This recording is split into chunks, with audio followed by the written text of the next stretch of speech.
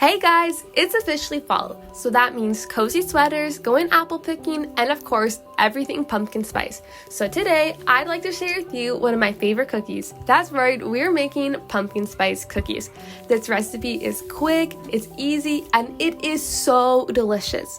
So the first thing we're going to do is combine all of our wet ingredients. We have some oil, brown sugar, a little bit of water, and then molasses, and we are going to stir this together. It takes about 2 minutes, but then it's gonna come together and be like a thick paste-like consistency. And then once that's done, we are going to go straight in and add all of our dry ingredients. We have all-purpose flour, some baking powder, some salt, and then a ton of pumpkin spice because this is the star of the cookie. We're adding a whole teaspoon and a half.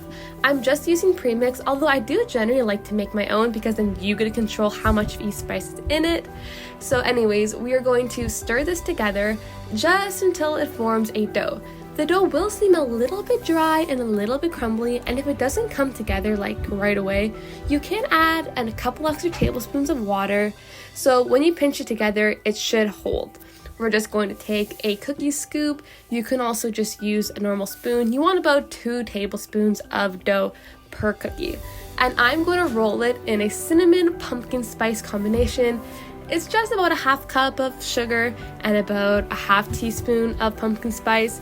And I'm going to roll it up and place it onto our baking sheet that is lined with parchment paper. And this recipe makes 2 dozen cookies, enough for yourself and to share with someone. So we're going to bake it in a 350 oven for around 12 minutes, smelling delicious. They're going to be crackly. You are going to potentially eat the entire tray. Just a fair warning.